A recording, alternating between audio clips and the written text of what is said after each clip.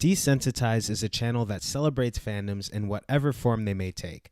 I typically discuss anime and animation on this channel, as those tend to be my primary interest. However, there is one fandom of mine that is particularly stronger than the rest, and that is Survivor. I'm a massive fan of Survivor, and it is a fandom that I actively participate more than any other in my life. Of course, I have seen every season, and at the time of this recording, that is 48 seasons, and I have enjoyed them all greatly. As any Survivor fan knows, Survivor 50 has basically been the elephant in the room for years now. After Survivor 40, Winners at War, many fans have speculated where can the show possibly go from here. Immediately after Survivor 40, we jumped into the new era, consisting of seasons 41 through 48, which would be defined by less days, going from 39 to 26, one location, always staying in Fiji, less grandiose rewards, and an overall more low-key feel. Many fans refer to the new era as the budget era. On top of that, in this new era, they have focused on all new casts with no returnee seasons, something that the fandom has been clamoring for since Survivor 40. About a year ago, Jeff Probst announced that Survivor 50 would be a season of all returnees that celebrates the history of Survivor. Now, this was something to get excited about. Who would they pick? Would there be a specific theme?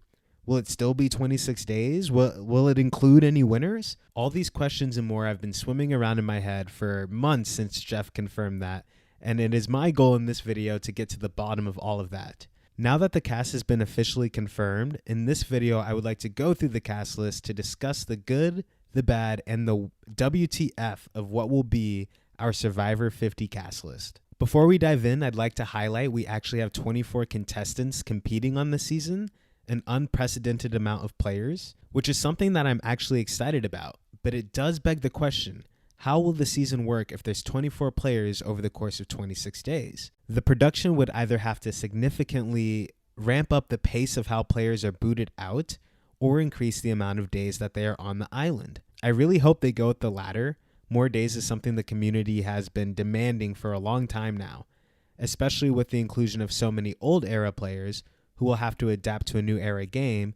It would be interesting to see the new era players adapting to a longer old school style game, but I digress. The first player announced going all the way back to the first season of Survivor back in the year 2000 is Jenna Lewis Doherty. Jenna has had 2 appearances, including her season 1 and an all-star appearance later on. I like this casting a lot. I do think it's important to include somebody from the OG season, and Jenna was considered to be a very hard player in her time. It's been so long since we've seen her, so I don't have too many thoughts, but I am excited to see what kind of energy she brings to the game now that it looks so different from when she last played. Colby Donaldson is objectively an iconic player when it comes to the pantheon of Survivor. In his first appearance, he was a dominant player, beloved by the community, whose reputation has only soured with each appearance. I understand why he would be chosen to represent the history of Survivor. However, I don't have any personal investment in his return.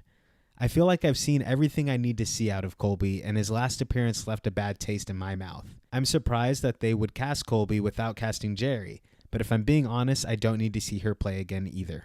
Stephanie LaGrossa Kendrick is a player that I am very excited to see come back for 50. She has an awesome origin story as being the first and only player to be on a tribe of 1 when all of her tribe mates were voted off and she was left to spend the night alone in the jungle. Although an iconic moment in television history, she hasn't made much of a splash with her subsequent appearances. She recently played on the Traders where she was eliminated by Sari, which may lead to some interesting dynamics on 50. Speaking of Sari, the greatest player to never win is back with a record-breaking amount of appearances on Survivor. This will be her 5th at-bat for American Survivor, and she'll be competing this summer on Australia versus the World Survivor. I'm conflicted when it comes to Sari. On one hand, she is a Survivor GOAT. She has played a large role in developing the game strategically and has a large role in molding the identity of Survivor in general. To quote Jeff, she is the woman who got off the couch to come and play and would inspire so many to do the same in the future. However, we've seen her play so many times now. We've even got to see her play on Big Brother and the Traders in recent years. I don't know what new I could see from Sari at this point. While I can't complain about getting more Sari on my screen, I can't help but feel like there may have been a more exciting opportunity for a player who hasn't established their role to come and prove themselves. I feel very similarly about the next cast member, Ozzy Lush. He is a great player, especially when it comes to the physical aspects of the game, but strategically, I don't feel like his game ever took off. Ozzy is similar to Rupert in that every time we see him play the exact same way. It was entertaining for a while, but he's already had so many chances to play, I don't feel too excited about his casting. That being said, I'm sure once I see him spearfishing with a motivational monologue in the ocean, I'll be back on the Ozzy train, but for now, I'm a little disappointed. I can't say the same for our next because Benjamin Coach Wade is back for Survivor 50. Coach was certainly not on my bingo card of expected players to return for this iconic season, but ever since it was announced, I find myself getting more and more excited to see him play again.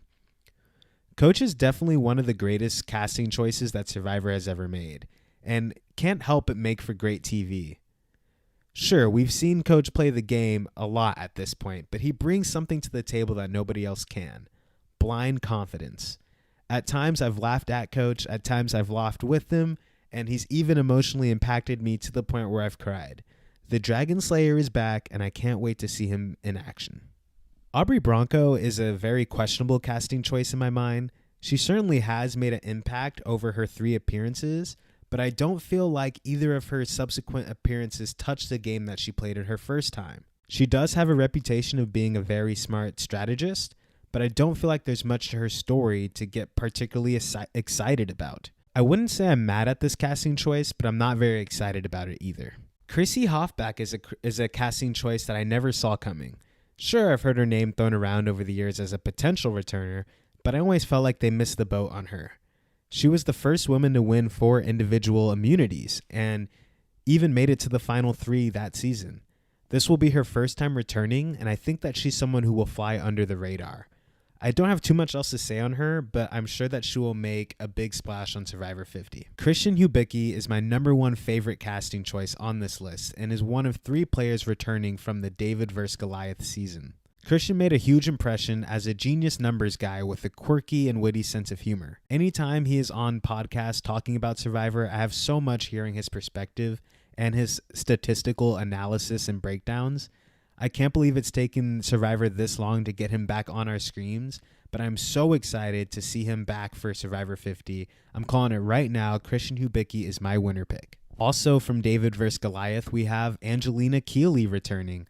Angelina is known for her sassiness and aggressive gameplay, but is perhaps most known for her iconic moment asking Natalie back for her jacket as she was being voted out. The community has demanded Angelina's return for years now.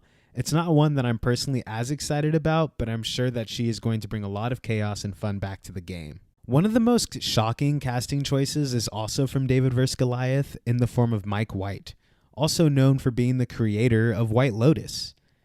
It would be an understatement to say that Mike White is one of the most influential people working in Hollywood right now. The White Lotus is easily one of the most prestigious television series airing at the moment, and he's worked with many A-list celebrities.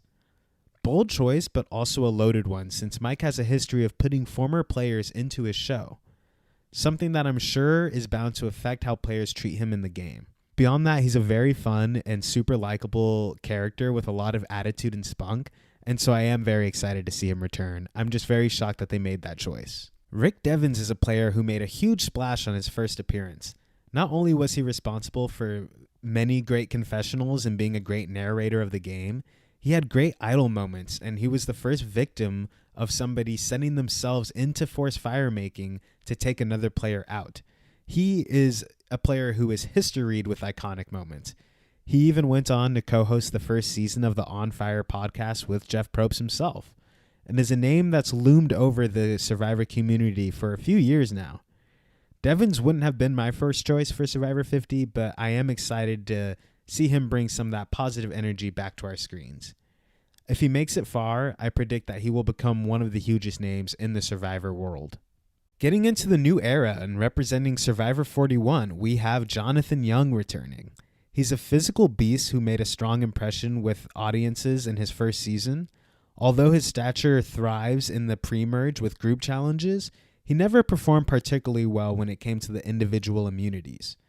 Strategically, there's not much to say, but he's certainly a fun player with a fun personality and one that I know fans have been actually clamoring for a while now.